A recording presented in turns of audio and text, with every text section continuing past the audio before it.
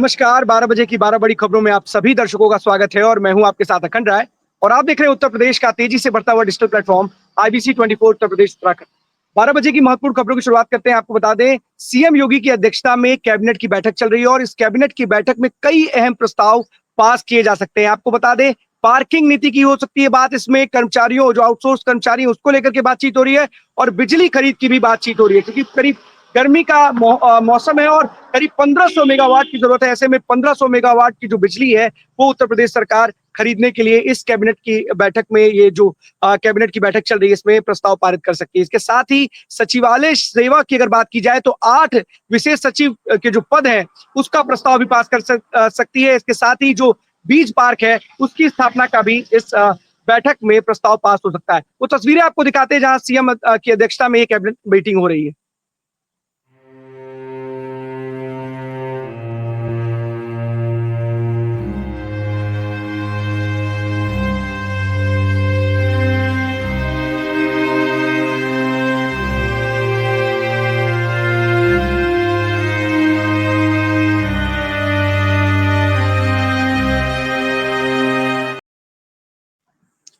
आपको बता दें कि देर रात 14 आईपीएस अफसरों के तबादले किए गए थे। सुबह एक और लिस्ट आती है और 10 आईपीएस जो सीनियर आईपीएस अफसर हैं उनके तबादले किए जाते हैं। कुल 24 आईपीएस अधिकारियों के तबादले हुए हैं, जिसमें गोरखपुर के एसएसपी भी बदले गए हैं और वहीं वाराणसी के जो आईजी हैं उनको गृह सचिव की जिम्मेदारी मिली है। आपको बता दें, गोरखपुर के जो एसएसपी हैं उनको अयोध्या भेजा गया और अयोध्या के एसएसपी को गोरखपुर भेजा गया है। 7 जिलों के कप्तान बदले गए हैं। ऐसे में बड़ी जो एक लिस्ट है, 24 आईपीएस अधिकारियों की जो लिस्ट है, इनको नई तैनाती मिली है। कुछ लोगों को जो लंबे इंतजार के बाद नई पोस्टिंग मिली है और कई महत्वपूर्ण जो कई अहम नाम थे उनको अभी एक अच्छी जिम्मेदारी मिली। अब चलते अपने सभी सहयोगियों के पास, एक एक करके हमारे साथी स्क्रीन पे जुड़ेंगे। जो आज की बड़ी खबरें उनके शहरों की है वो हमारे दर्शकों को बताएंगे। सबसे पहले हमारे साथ ज्ञानी जुड़े हुए। ज्ञानी, कौन सी बड़ी खबर है प्रतापगढ़ से आज की? बिल्कुल अखिल, देखिए प्रतापगढ़ से बड़ी खबर है कि पहलगाम हमले को लेकर के प्रतापगढ़ भी एक्टिव है। और खास तौर पे जिस तरीके से बैठकें चल रही है, बैठकों का दौर चल रहा है, साफ तौर पे दिखाई दे रहा प्रतापगढ़ में भी असर। क्योंकि देखिए कुछ भी हो सकता है इन 48 घंटों के अंदर। कल मॉक ड्रिल का भी संदेशा बताया जा रहा है। और सीधी सी बात है, कल प्रयागराज के आईजी अजय मिश्रा आए थे और आज भी वो टिके हुए हैं। कल दोपहर से आए हैं। कल पहले उन्होंने पुलिस लाइन का निरीक्षण किया, फिर इसके बाद एनआईसी पहुंचे, फिर इसके बाद पुलिस ऑफिस पहुंचे, वहां पे उन्होंने पूरा देखा। फिर उसके बाद देर शाम तकरीबन 3 से 4 घंटे वो ऑन फील्ड रहे। सोचिए, 3 से 4 घंटे वो ऑन फील्ड रहे। हर एक चौकियों पे जाकर के सायरन को चेकआउट किया गया, बेसमेंट चेक किए गए और पूरे शहर का उन्होंने भ्रमण किया। एक कोने से लेकर के दूसरे कोने तक वो गए और एक एक चीजों को बारीकियों से देखा उन्होंने। फिलहाल कोई भी अधिकारी बोलने को कुछ तैयार नहीं हो रहा है कि किस बात की ये जांचें चल रही हैं, किस बात को परखा जा रहा है। वो कोतवाली में, नगर कोतवाली में तकरीबन 1 घंटे और पुलिस लाइन के ग्राउंड में हर एक चीजों को उन्होंने परखा। जहां पुलिस लाइन में असलहे रखे जाते हैं वहां पे गए। और सीधी सी बात है कि सन 71 में जब यहाँ पर एक हवाई अड्डा था, उस भारत पाकिस्तान के युद्ध के दौरान वो यूज किया गया था, उस हवाई पट्टी को भी वो चेक करने के लिए गए। रामलीला ग्राउंड जो कहा जाता है सेना का है, वो पूरा का पूरा एरिया खाली करने का आदेश दिया। जो वहां दुकानें थी उनको साफ तौर पे, हर बार तो सेना खाली कराने आती थी, लेकिन इस बार पुलिस गई और सख्त निर्देश दिए गए कि यहाँ पे जितनी दुकानें हैं वो सारी की सारी क्लियर कर दी जाए। और पूरे शहर का भ्रमण किया, एक एक चीजों को उन्होंने परखा। और जहां कमियां थी, प्रतापगढ़ के एसपी डॉक्टर अनिल कुमार को उन्होंने निर्देश किया कि इसको जल्द से जल्द ठीक कराया जाए। 244 शहरों को अलर्ट पे रखा गया। हो सकता है कि कुछ ना कुछ निकल के सामने आए, लेकिन प्रतापगढ़ एक तरीके से पहले से ही अलर्ट पे दिखाई दे रहा है। एक एक चीजों को देखा जा रहा है। अखंड, ज्ञानेंद्र, 244 जिलों की लिस्ट अभी फिलहाल नहीं आई है, लेकिन 244 जिलों में कल मॉक ड्रिल होनी है, उसकी तैयारियां भी पहले से कर ली गई हैं। सबसे बड़ी बात है कि डीजीपी ने भी अधिकारी को निर्देशित किया है कि वो आम जनता के साथ समन्वय स्थापित करें और सुरक्षा के दृष्टिकोण से हर एंगल से जांच की जाए।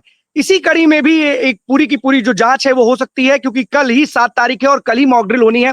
फिलहाल अभी ये जानकारी आई नहीं है कि उन कौन से जिले होंगे, लेकिन इतना जरूर है कि देश का सबसे बड़ा प्रदेश है उत्तर प्रदेश, और ऐसे में जो सभी की सुरक्षा, के पूरे देश के जितने भी हमारे लोग हैं, सभी की सुरक्षा, इस देश के जो भी हमारे देश के जो भी जवान हैं, उनकी प्राथमिकता है कि सभी लोग सुरक्षित रहें। ऐसे में सभी लोगों के लिए इस तरीके की योजना बनाई जा रही है, और विशेष खास तौर पर उन सभी लोगों को यह बताया जाएगा कि अगर इस तरीके की स्थितियां पैदा होती हैं तो आखिरकार किस तरीके से अपना बचाव कर सकते हैं।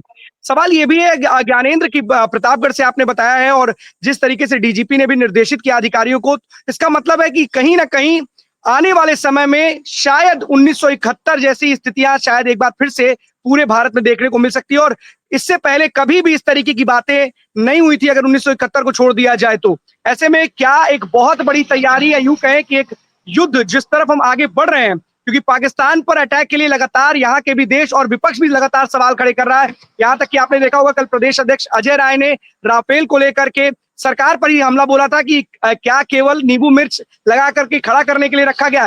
तो ऐसे में क्या अब सरकार कोई कड़ा एक्शन लेने की तैयारी में है, और क्या हम युद्ध की तरफ आगे बढ़ रहे हैं? इसी को लेकर के जो मॉक ड्रिल के लिए जो तैयारियां हैं वो प्रतापगढ़ में साफ तौर पर देखी जा रही हैं।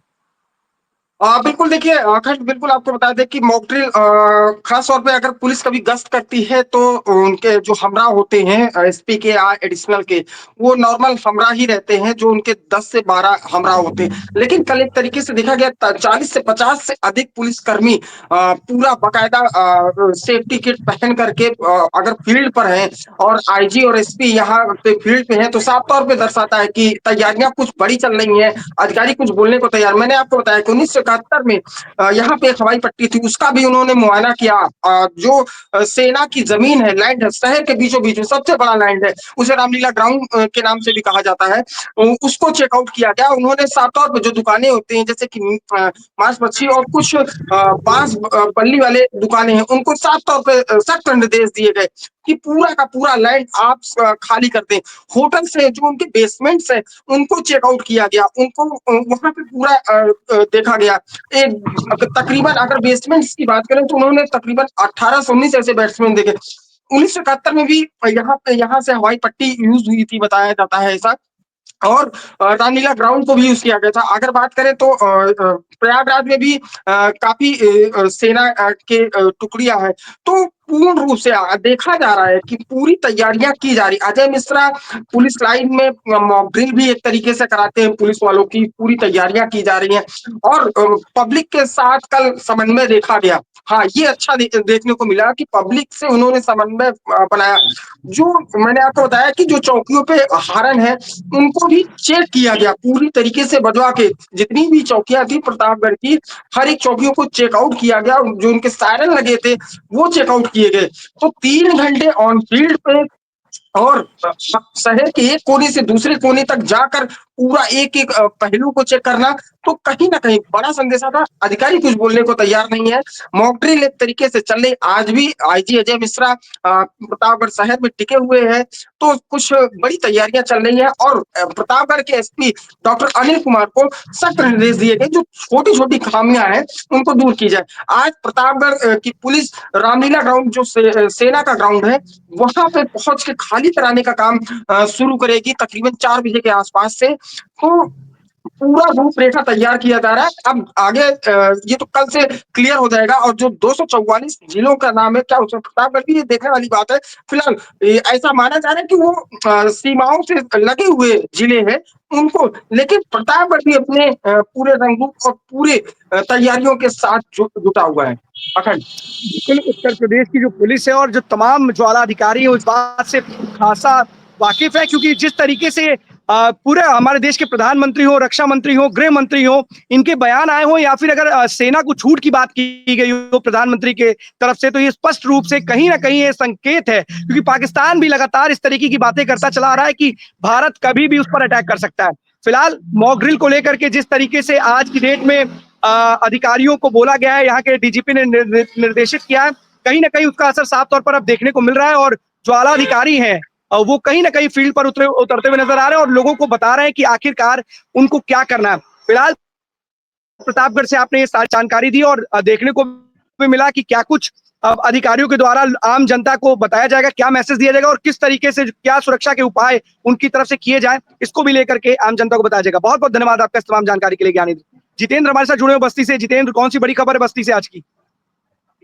बिल्कुल अखंड, अगर बस्ती से बड़ी की बात खबर की बात की है तो पहले जिस तरीके से हर्रैया के बीजेपी के विधायक है, फिलहाल आपको बता दें कि हर्रैया के बीजेपी विधायक लगातार 2 बार से वो विधायक है, लेकिन कहीं ना कहीं अब आपस में बीजेपी में अगर बात की जाए तो कहीं ना कहीं आपस में यह मतभेद देखने को मिल रहा है, क्योंकि अखंड बात की जाए कि जो है बस्ती जनपद के दुबोलिया क्षेत्र जो विधायक अजय सिंह के क्षेत्र में आता है, लेकिन कहीं ना कहीं वहां पे एक मामला देखने को मिला, क्योंकि वहाँ एक सड़क बन रही है। वो जो सड़क है वो बीजेपी विधायक के ही जरिए बनाई है, लेकिन कहीं ना कहीं जो बीजेपी के लोग ही हैं वही लोग एक आरोप लगा रहे हैं कि कमीशन के चक्कर में कहीं ना कहीं घटिया सड़क का निर्माण हो फिलहाल। लेकिन इस मामले में जब जो बीजेपी के जो कार्यकर्ता हैं उन लोगों ने जब जो है सोशल मीडिया पे आके उन्होंने जो है उन्होंने बताया कि किस तरीके से वहां पे सड़क बनाई जा रही है, घटिया निर्माण हो रहा है।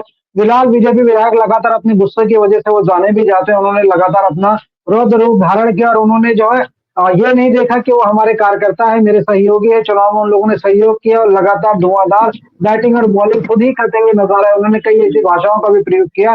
फिलहाल जो व्यक्तिगत चीजें हैं, लेकिन फिलहाल जिस तरीके से ये लगातार आरोप और प्रत्यारोप चल रहा है अखंड, इसमें ये देखना होगा कि जिस तरीके से वो सड़क को लेकर घटिया निर्माण को लेकर जिस तरह से बात हुई, अब देखते हैं कि क्या इस पे किस तरीके से आपस में क्या इसको बैठा के बात समझाया जाएगा या ये आरोप जो प्रत्यारोप आरोप है लगातार ये लगता रहेगा, ये देखना होगा अखंड।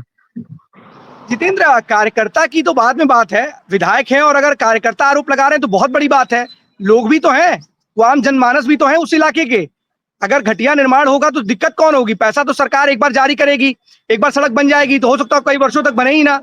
आप तो निर्माण खराब करेंगे और कार्यकर्ता तो बहुत दूर की बात है। कार्यकर्ता ने सवाल खड़े किए तो आपको उसका जवाब देना चाहिए। और अगर कोई निर्माण कार्य या निर्माण कोई खराब कर रहा है, विधायक तो निर्माण कर नहीं रहे होंगे, जो भी एजेंसी, जो भी ठेकेदार, जो भी बनवा रहा है, अगर वो निर्माण कार्य उसमें खराबी है तो सबसे पहले तो उनको संज्ञान लेते हुए उस कंपनी, उस ठेकेदार के खिलाफ कार्रवाई करनी चाहिए। अपने कार्यकर्ताओं को उलझुल बोलने का फायदा क्या है?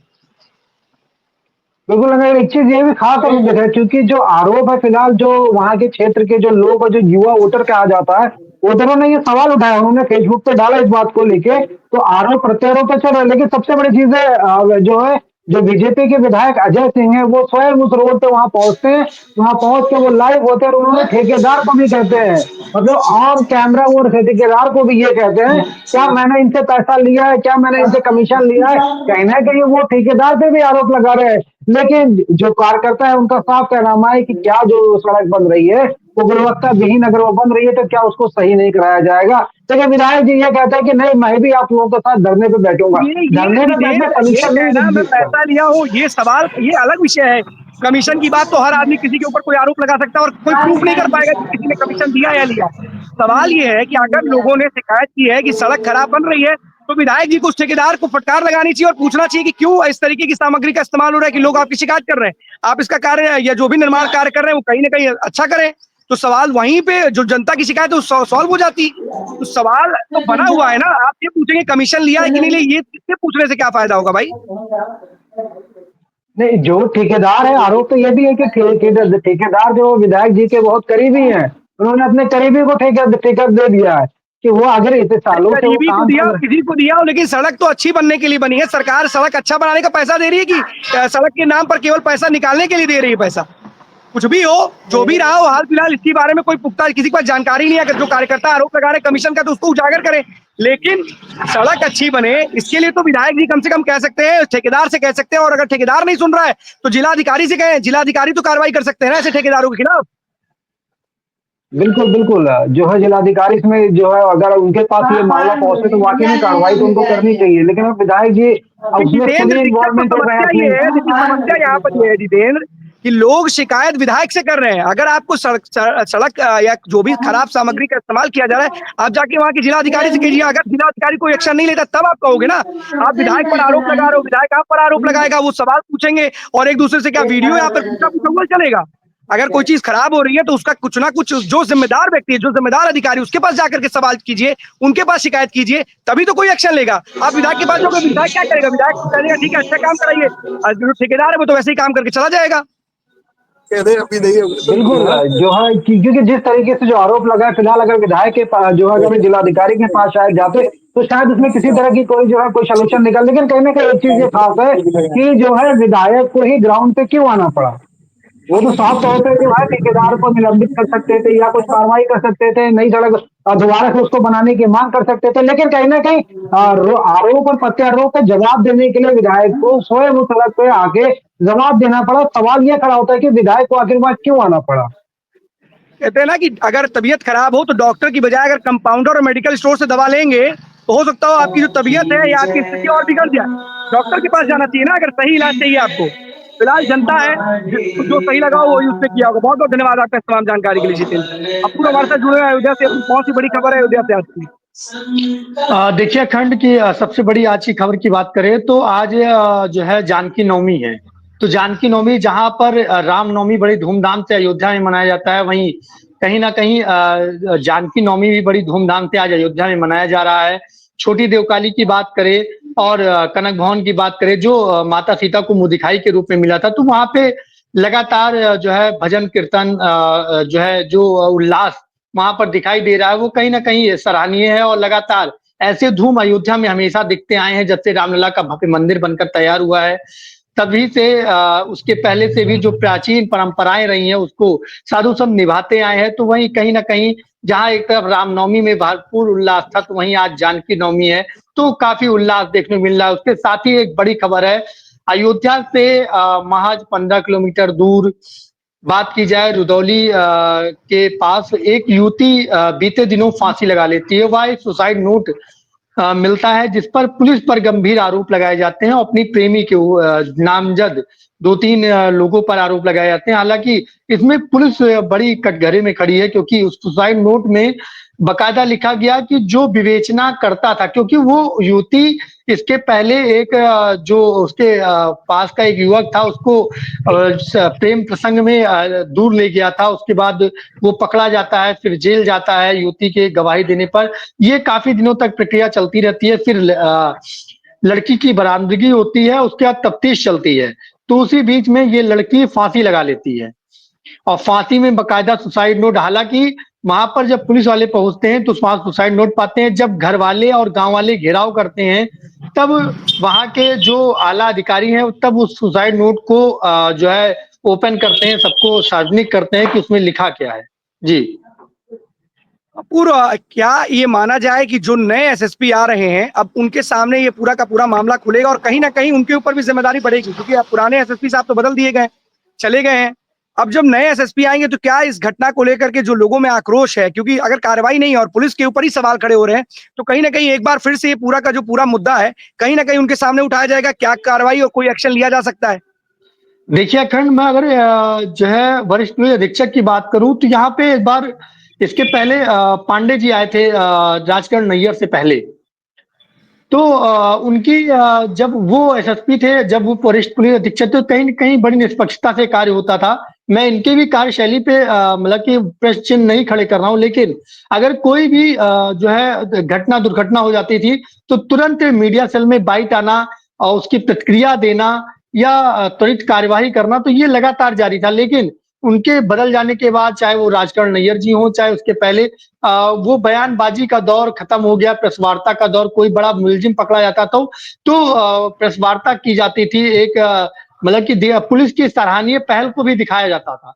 लेकिन धीरे धीरे ये, लेकिन हालांकि जो नए वरिष्ठ पुलिस अधीक्षक आ रहे हैं वो गोरखपुर यानी कि जो है मुख्यमंत्री योगी आदित्यनाथ के धाम से आ रहे हैं, उनके जिले से आ रहे हैं। तो कहीं ना कहीं वो ऊर्जा, क्योंकि देखो जिस प्रकार से मुख्यमंत्री योगी आदित्यनाथ के अंदर ऊर्जा देखने को मिलती है, तो कहीं ना कहीं वो ऊर्जा देखने को ही मिलेगी। ये मेरा अपना कयास है। और यही बात इस केस की, तो कहीं ना कहीं अगर उसमें कहीं ना कहीं अगर पुलिस की संलिप्तता है तो उसको न्याय जरूर मिलेगा। क्योंकि देखिए पुलिस हमेशा न्याय करती आई है, लेकिन कहीं कहीं अपनी पक्ष को बचाने के लिए अनदेखा भी देखा गया है। बिल्कुल अपूर्व। देखिए अगर पुलिस पर सवाल खड़े हैं, क्योंकि पुलिस पर ही लोगों की सुरक्षा की जिम्मेदारी होती है, उनके कंधों पर होती है, और अगर सवाल खड़े होते हैं तो कहीं ना कहीं निष्पक्षता के साथ उसका जवाब देना चाहिए। और अगर कोई कार्रवाई, कोई दोषी है तो उसके खिलाफ कार्रवाई करनी चाहिए। बिल्कुल आपने सही बोला कि सीएम योगी के जिले के कप्तान जो है वरिष्ठ, वो यहाँ पर आ रहे हैं और अयोध्या में, तो कहीं ना कहीं हो सकता है कुछ तस्वीर बदलेगी, क्योंकि वहां पे काम कर रहे हैं और सीएम योगी का जिला है, तो अपने आप में उनकी जो जिम्मेदारी है और कार्यशैली होगी वो अपने आप में अलग होगी। अब देखने वाली बात होगी कि इस पूरे मामले पर वो क्या कार्रवाई करते हैं। बहुत बहुत धन्यवाद आपका इस महत्वपूर्ण जानकारी के लिए अपूर्व। इंद्रवीर हमारे साथ जुड़े हुए हैं रायबरेली से। इंद्रवीर, कौन सी बड़ी खबर है?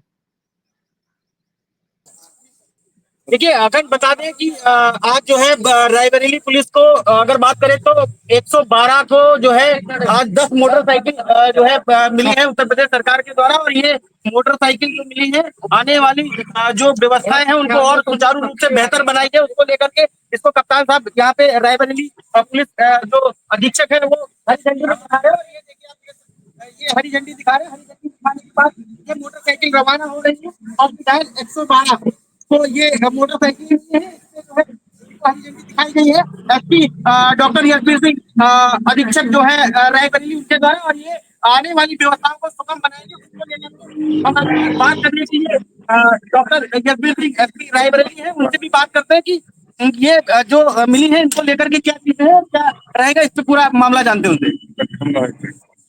बिल्कुल इंद्रवीर, एक सवाल ये भी है, क्योंकि सवाल ये है कि कल मॉकड्रिल होनी है और 244 जिलों में ये पूरी की पूरी मॉकड्रिल होनी है। ऐसे में रायबरेली भी एक महत्वपूर्ण जिला है, क्या यहाँ पर मॉकड्रिल को लेकर के किसी तरीके, क्योंकि उत्तर प्रदेश के डीजीपी ने स्पष्ट रूप से निर्देशित किया अधिकारियों को कि आम जनता के साथ समन्वय स्थापित करें, क्या इसको लेकर के किसी तरीके की कोई पहल की गई है? देखिए अखंड, अभी जैसे आपने कहा कि मॉकड्रिल को लेकर के शासनादेश आया है और उसमें जो 244 जिले हैं उस जो जो जगह स्पॉट की गई उसमें जो है रायबरेली फिलहाल नाम नहीं है। और अगर मॉकड्रिल की बात करें तो एसपी ने जानकारी दी है कि गाइडलाइन के अनुसार उस पर जो है जो भी वो मॉकड्रिल होगी वो हमारे यहाँ भी की जाएगी। और कई जैसे जो मुस्लिम इलाके हैं वहाँ पे ये मॉकड्रिल होनी है और उसको लेकर के जो भी सुविधाएं हो वो आने वाले समय में जो है मॉकड्रिल को लेकर के की जाएगी। जी अखंड। बिल्कुल इंद्रवीर, क्योंकि डीजीपी ने स्पष्ट रूप में सभी जिला जितने भी एसएसपी हैं, जितने भी अधिकारी हैं, उनको स्पष्ट निर्देश दिया है कि आम जनता के साथ समन्वय स्थापित करें और सुरक्षा के दृष्टिकोण से जो भी जरूरी चीजें हैं वो उनको बताएं। कुछ कहना चाह रहे हैं इंद्रवीर, बताइए। देखिए अभी जैसे कि पुलिस अधीक्षक रायबरेली डॉक्टर यशवीर सिंह अभी जो है एक मीडिया से रूबरू हो रहे हैं और जैसे कि लाइव में है तो हम एक बार कोशिश करेंगे कि जो है बात करें आपसे भी और इसको लेकर के क्या उनकी अपनी गाइडलाइंस और मॉकड्रिल को लेकर क्या है इनसे आपसे बात करते हैं और जानना चाहेंगे। सर ये आज आप द्वारा हरी झंडी दिखाई गई है, आप द्वारा हरी झंडी दिखाई गई है और क्या है जनपद रायबरेली को सब व्हीलर वाहन 112 के आज आवंटित हुए विद्यालय की तरफ से और वो रवानगी की गई है। एसपी ऑफिस से उनकी रवानगी की गई और विभिन्न थाना क्षेत्रों को आवंटित किए गए हैं। बेसिकली इस तरीके का एक भीड़ वाले एरिया है, मार्केट कंजेस्टेड रोड है जहाँ पर फोर व्हीलर के जाने में समस्या होती है, काल इवेंट से नहीं पहुँच पाती है। इस तरीके के एरिया में इनको आवंटित किया गया है और इनके आने से बहुत फायदा होगा और जल्दी से जल्दी इवेंट कवर होंगी और अपराध में निश्चित रूप से कुछ ना कुछ कमी जरूर आएगी। जी अखंड। एक सवाल है कि जिस तरीके से मॉकड्रिल को लेकर के अधिकारियों को निर्देशित करने की बात की गई और जो लोगों से पूछा गया है कि सभी से आपस में आम जनता के साथ समन्वय बना सके, तो क्या इसको लेकर के कभी अभी कोई पहल स्टार्ट की गई है, क्योंकि कल ही ये मॉकड्रिल होनी है? देखिए ये तो कल होगी और इसको पहले से उजागर नहीं कर रहे हैं हम लोग और इसको कल हम लोग करेंगे। अच्छी योजना बनाई जा रही है, तो मुख्यालय से निर्देश है उनका पालन किया जाएगा।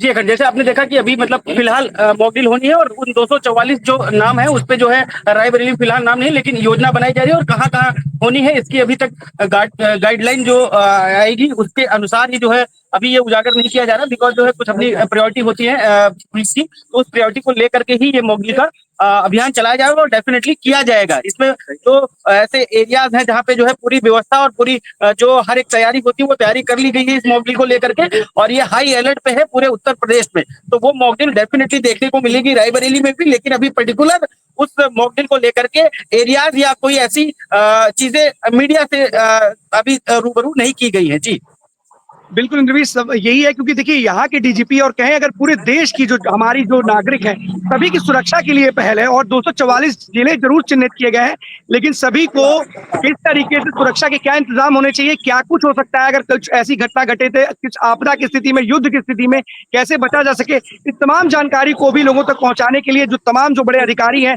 वो इस वक्त फील्ड पर नजर आ रहे हैं, और कहीं ना कहीं इसकी जो शुरुआत वो देखने को मिलेगी। बहुत बहुत धन्यवाद आपका इस तमाम जानकारी के लिए इंद्रवीर।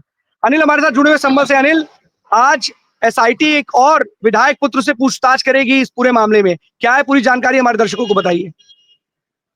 देखंड एसआईटी जो है 24 हिंसा मामले में जो है हर पहलू से जांच करेगी। और इससे पहले आपको बता दें, दर्शकों को बता दें कि जो है जो सपा सांसद है मौजूदा जियाउर रहमान पर, उनसे भी काफी लंबी बातचीत एसआईटी ने करी थी और हर पहलू पर उनसे पूछताछ करी थी। और ये भी कहा था एसआईटी ने, बाद में यह आश्वासन दिया था, अगर कुछ सवालात या कुछ सवाल जवाब ऐसे रहते हैं जो कि छूट गए हैं या और अभी करने हैं, तो ऐसा ये जरूरी है कि हम जो है उनको दोबारा पूछताछ के लिए बुला सकते हैं। और वहीं आज जो नवाब इकबाल के जो मौजूदा विधायक पुत्र है सोहेल इकबाल, उनको भी आज संभल सदर कोतवाली में पूछताछ के लिए एसआईटी ने बुलाया है और वो इस समय कोतवाली में आ चुके हैं और अभी पूछताछ जो है जारी है। और देखते हैं कि ये पूछताछ जो है कितने लंबे समय तक चलती है और किन किन सवालों को लेकर इनसे बातचीत होगी, क्योंकि एसआईटी एक जब 24 नवंबर की हिंसा हुई थी तो पुलिस प्रशासन ने अपनी चार्जशीट में दाखिल कराया था कि कुछ व्हाट्सएप ग्रुप थे और कुछ ऐसी चीजें हाथ में आई कि जिनसे यह प्रतीत होता है कि विधायक पुत्र और सपा सांसद जो है इस 24 नवंबर की हिंसा में शामिल थे। और कहीं ना कहीं पुलिस प्रशासन ने भी अपनी तरफ से जो तथ्य जुटाए हैं वो भी एसआईटी को सौंपे हैं और अब ये उन्हीं के आधार पर सवाल जवाब करके पूछताछ की जा रही है कि क्या आप उस समय पे थे, क्या आप उस समय की हिंसा में भागीदार थे, और जो भी कुछ सवाल आते हैं वो एसआईटी अपने स्तर से पूछताछ करेगी। अनिल, एक सवाल ये भी बना हुआ है कि पूछताछ का सिलसिला आखिरकार चलेगा कब तक? इतने दिन बीत चुके हैं और अभी तक केवल पूछताछ चल रही है, बिल्कुल सवाल नहीं खड़े कर रहे हैं। सवाल ये है कि आखिरकार जो लोग भी इस पूरी घटना में शामिल थे, क्योंकि इस तरीके से एक सांप्रदायिक तनाव फैलाने की एक पूरा का पूरा माहौल बना दिया गया था कि पूरे प्रदेश का ही माहौल बिगड़ जाता। यूपी पुलिस ने अच्छे से मोर्चा संभाला, लेकिन जो लोग भी इसके पीछे जिम्मेदार हैं, आखिरकार सवालों की बौछार तो उनसे हो रही है, उनके खिलाफ कार्रवाई कब होगी? लेकिन ये देखिए एक कानूनी प्रक्रिया है और अभी तो ये तो खैर विधायक पुत्र और सपा सांसद मौजूदा के हैं, इनसे अलग और भी काफी ऐसे उपद्रवी है जिनकी अभी तक शिनाख्त होनी बाकी है। और प्रशासन से हमारी बात हुई थी, जो एसआईटी के जो जिनको कमान सौंपी गई है कुलदीप सिंह, उनसे हमारी बात हुई थी और उन्होंने बताया था कि ये कानूनी प्रक्रिया है और जैसे जैसे हम अभी पूछताछ कर रहे हैं, जब तक पूछताछ के बाद पूरे साक्ष्य पेश नहीं हो जाते या सब सबूत हमारे पास में नहीं आ जाते, जब तक हम इस तरह की कोई सी भी हल्की प्रक्रिया, प्रशासन जब ही अपना पंजा जकड़ेगा जब पूरे का पूरा पता चल जाएगा हाँ ये लोग जो जिन जिन पर आरोप है ये पूरी तरह से 24 नवंबर की हिंसा में शामिल थे। अखंड बिल्कुल अनिल, सबसे बड़ी बात है कि अगर इस तरीके का हमला हुआ और इस तरीके से आरोप इन लोगों पर लगे हैं, क्योंकि देखिए एक मस्जिद के जो जफर थे उनको गिरफ्तार करके पुलिस जेल भेज चुकी है, तो कहीं ना कहीं कुछ तो आरोप में सत्यता जरूर होगी, तभी उनको जेल भेजा गया। और न्यायालय तो जेल तो न्यायालय भेजता है, पुलिस धाराएं लगाती है, लेकिन सवाल यही खड़ा है कि 24 नवंबर को ये घटना घटित है, करीब 6 महीने होने जा रहे हैं और अभी भी जो मुख्य आरोपी हैं उनसे केवल पूछताछ चल रही है। बिल्कुल सही बात है, कहते किसी भी अगर एंगल से जांच की जाए तो चाहती नहीं है पुलिस की किसी भी एंगल को छोड़ा जाए और जो भी दोषी हैं उनके खिलाफ कार्रवाई की जाए और ऐसी कार्रवाई की जाए कि नजीर बने। लेकिन लगातार पूछताछ का सिलसिला है, एसआईटी गठन हुआ था और एसआईटी लगातार लोगों से पूछताछ कर रही है, सांसद से पूछताछ हो चुकी है और विधायक पुत्र से पूछताछ जारी है।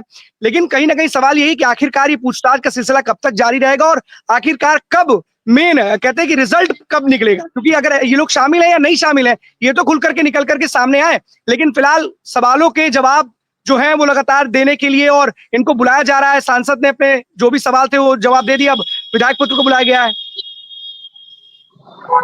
अखंड जब जिस दिन 24 नवंबर की हिंसा हुई थी उसी दिन जो है पुलिस कमिश्नर आए थे दौरे पर और उन्होंने जो जो क्षेत्र थे जो एरिया था उनका जायजा लिया था। उन्होंने साफ साफ कह दिया था कि निर्दोष को किसी को भी, चाहे वो आम नागरिक हो, चाहे कोई वीआईपी हो, चाहे कोई वीवीआईपी हो, जो निर्दोष होगा हर पहलू से जांच की जाएगी। जब तक उसके खिलाफ पूरे पक्के साक्ष्य नहीं हो जाते जब तक हम उसको कोई भी जेल का रास्ता नहीं दिखाएंगे। और अगर वो इन हिंसा में और अगर हर उपद्रव में अगर वो शामिल है तो उसको कहीं तक अंजाम उसका भुगतना पड़ेगा।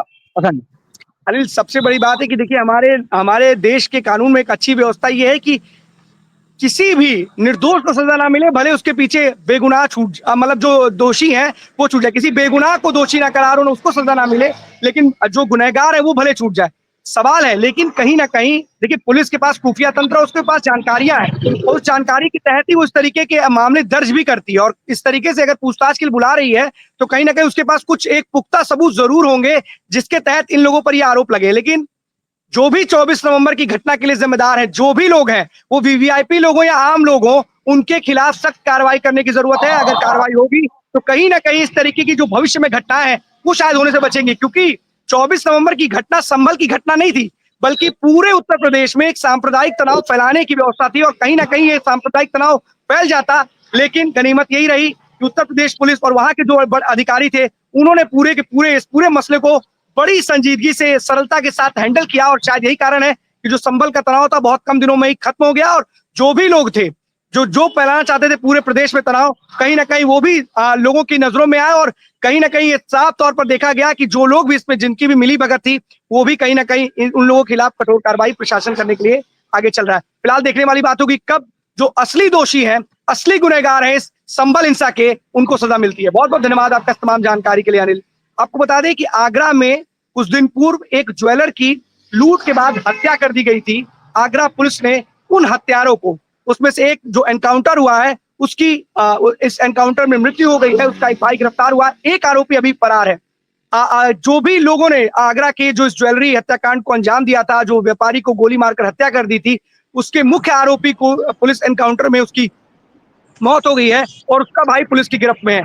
सवाल यही है, और उत्तर प्रदेश पुलिस जवाब भी यही देगी, अगर आप इस तरीके से प्रदेश में कानून व्यवस्था बिगाड़ने का काम करेंगे, लूटपाट करेंगे, तो आपको उस अंजाम तक उत्तर प्रदेश पुलिस पहुंचाएगी। और हाल फिलहाल में जितनी घटनाएं घटित हुई हैं, क्योंकि व्यापारियों की तरफ से भी अल्टीमेटम मिला था कि अगर जो हत्या के आरोपी है, जो आरोपी है, अगर उनके खिलाफ या वो पकड़े नहीं जाते हैं तो वो एक बंद का ऐलान करेंगे और सड़कों पर उतरेंगे। और इनका साथ जो समाजवादी पार्टी के राज्यसभा सांसद है रामजी लाल सुमन ने भी देने को कहा था, लेकिन उससे पहले ही उत्तर प्रदेश की पुलिस ने उन आरोपियों को उनके अंजाम तक पहुंचा दिया है जिन्होंने इस घटना को अंजाम दिया था। फिलहाल एक आरोपी अभी भी पुलिस की गिरफ्त से बाहर बताया जा रहा है।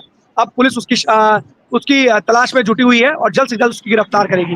एसपी सिंह हमारे साथ जुड़े हुए सुल्तानपुर से। एसपी, कौन सी बड़ी खबर है सुल्तानपुर से? सुल्तानपुर की एक खबर मामला ये प्रकाश में आया है कि कल देर शाम को एक आपका गोदाम है, जो गैस एजेंसी का गोदाम है, वहां से अवैध रूप में 347 गैस सिलेंडर, जो कमर्शियल और घरेलू गैस सिलेंडर की एसडीएम और जिला पूर्ति अधिकारी के उनसे पकड़ा गया और उनसे पेपर मांगा गया। जब संचालक से पेपर मांगा गया प्रोपराइटर से, तो उन्होंने गोल मटोल जवाब दिया। अपने जो कर्मचारियों थे उनसे सवाल जवाब करने लगे कि इसका पेपर कहाँ है, इसका पेपर कहाँ है। तो सब लोग वही कह रहे थे कि सर पेपर आपके पास होना चाहिए, पेपर तो हमारे पास, हम तो लेबर हैं या सुपरवाइजर हैं, आप पेपर उपलब्ध कराइए। तो स्पष्टीकरण इनसे मांगा गया, 3 दिवसीय स्पष्टीकरण मांगा गया है। देखिए स्पष्टीकरण में जो है ये गैस एजेंसी, गैस गोदाम के जो प्रोपराइटर हैं, इसमें क्या जवाब देते हैं। लेकिन समझने वाली बात, सोचने वाली ये बात है कि जिले में इतना बड़ा भ्रष्टाचार हो रहा है। यहाँ गैस सिलेंडर के लिए लोग जाते हैं, बेचारे सुबह से लाइन में लगते हैं तो उनको गैस सिलेंडर मिलता है, और जो गैस सिलेंडर मिल भी रहे हैं, जो गांव-गांव आते हैं गैस सिलेंडर देने वाले, उसमें भी घटतौली का मामला कई बार प्रकाश में आया है। पिछले दिनों सुल्तानपुर में भी ऐसा मामला सामने आया है कि लगभग एक सिलेंडर में अगर तौल किया गया, काटा माप में गए कर्मचारी, शिकायत हुई, उसकी नाप हुई, हम लोगों ने ही शिकायत किया। जब उसमें शिकायत किया तो उन्होंने कार्रवाई की, सिलेंडर जब्त किया।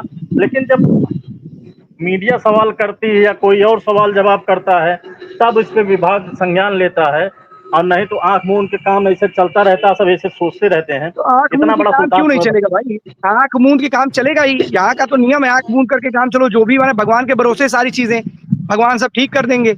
अरे जब इस तरीके की बेईमानी और भ्रष्टाचार में लिप्त है सारे के सारे, निचले से लेकर के ऊपरी स्तर तक सभी लिप्त हैं, तो कहीं ना कहीं इस बेईमानी को रोकेगा कौन, कंट्रोल कौन करेगा? शिकायत मिल रही है तो शिकायत का संज्ञान नहीं लेना है, और अगर शिकायत के बाद जब कोई कार्रवाई होती है तो मैनेजमेंट हो जाता है। तो कार्रवाई होगी कब और किसके खिलाफ होगी?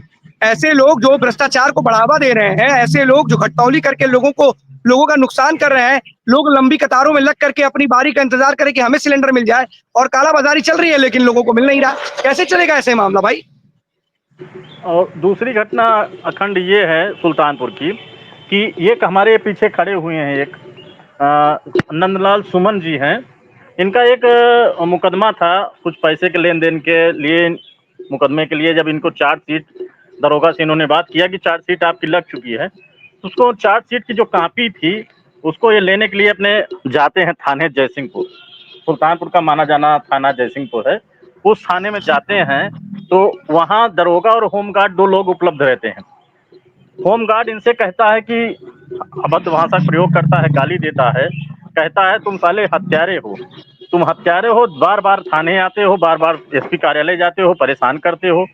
अब सबसे बड़ा सवाल है, अगर आप कोर्ट कचहरी के चक्कर नहीं लगाना चाह रहते हैं, सिविल कोर्ट नहीं जाना चाह रहे हैं, हाई कोर्ट नहीं जाना चाह रहे हैं, तो आपका उत्तर प्रदेश पुलिस और होमगार्ड ये फैसला लेगी कि आप हत्यारे हैं कि नहीं हैं, आपने जुर्म किया है कि नहीं किया है।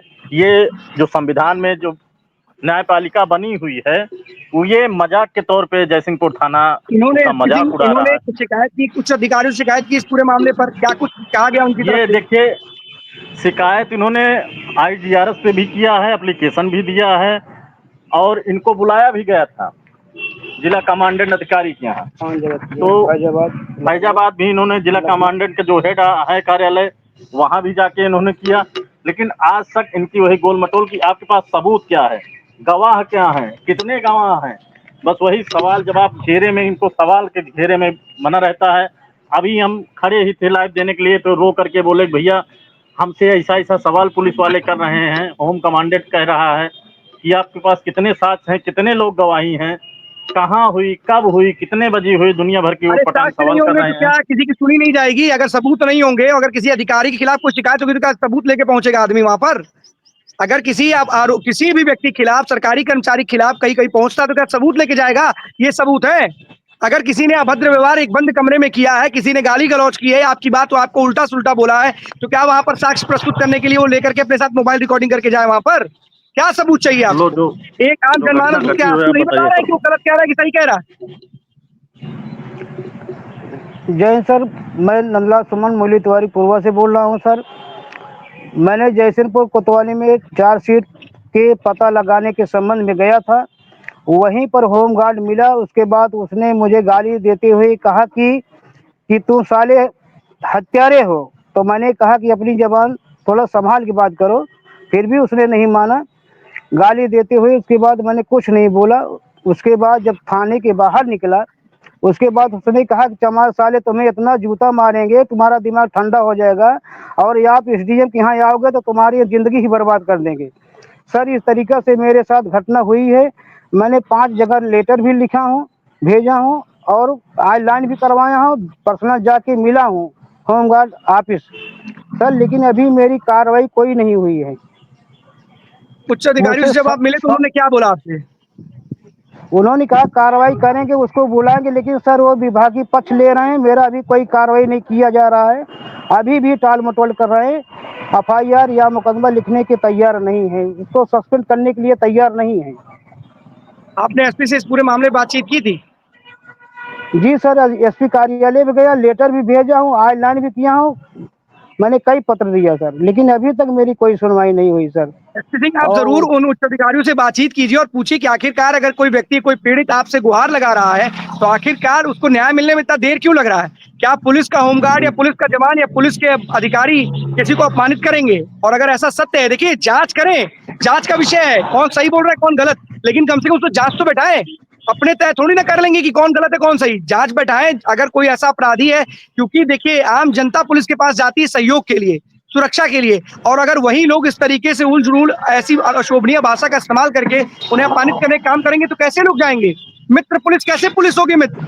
सवाल जरूर कीजिएगा और अधिकारी से पूछिएगा कि आखिरकार इस तरीके से एक पीड़ित चक्कर लगा रहा है, आखिरकार क्यों नहीं? अगर कुछ भी है, अगर ये गलत है, उनके खिलाफ जरूर कार्रवाई कीजिए। पर अगर कोई व्यक्ति है, अगर उसके ऊपर आरोप लगाया जा रहा है तो कम से कम जांच तो बैठाइए उस व्यक्ति के ऊपर, पूछिए तो पता तो लगाइए कि आखिरकार दोषी कौन है। अगर उस दोषी के खिलाफ कार्रवाई तो बनती है। लेकिन अगर ऐसे मित्र पुलिस व्यवहार आपके साथ अपराधियों जैसा करेगी, अगर ये जैसा बता रहे हैं, तो कैसे मित्र पुलिस बन कहलाएगी वो? कैसे मित्र बनेंगे लोग? कैसे अपनी सुरक्षा के लिए, कैसे आपके पास शिकायत करने के लिए पहुंचेंगे जब पुलिस वाले आपको डांट कर फटकार करके भगा देंगे? तो जरूर पूछिएगा अधिकारियों से और आखिरकार पूछिए कि आखिरकार इस जो पीड़ित है, ये जो आरोप लगा रहे हैं, उसकी सच्चाई जानने के लिए कोई जांच टीम आपने गठित की है? और अगर नहीं की है तो कब करेंगे? जरूर पूछिएगा एसपी, और उनसे उनका जवाब जरूर लीजिएगा। बहुत बहुत धन्यवाद आपका इस तमाम जानकारी के लिए।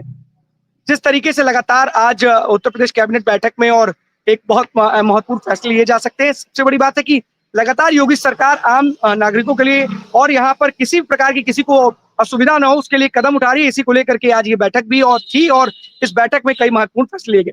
तो 12 बजे 12 बड़ी खबरों में आज के लिए बस इतना ही। कल हम आपके सामने फिर से होंगे हाजिर। तब तक के लिए दीजिए हमें इजाजत। धन्यवाद।